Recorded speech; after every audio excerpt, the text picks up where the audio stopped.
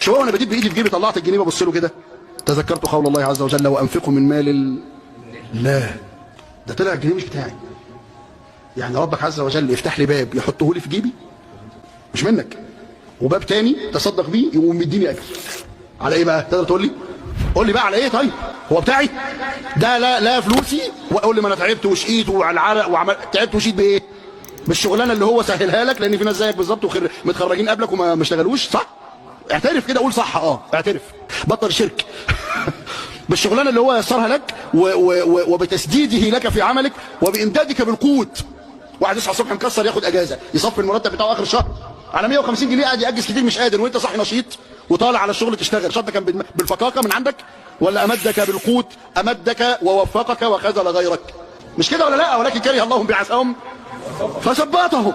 يبقى لما ما يثبتكش تصحى الصبح تلاقيك نشيط تقول ايه؟ تقول الحمد لله الذي لم يثبطني بذنبي. او دي نعمه خاصه ولا لا؟ يبقى ما فيش حاجه منك يا سيدي يا فاضل. فلما تشهد ده كمان تحس بالتبري.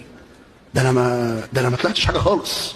ده ايه ده؟ يحسن الي ويقويني على الاحسان، ولما انفق انشئ لي قناه للاحسان فلما امشي فيها يغفر لي. ده انا ما عملتش حاجه، سبحانه وبحمده.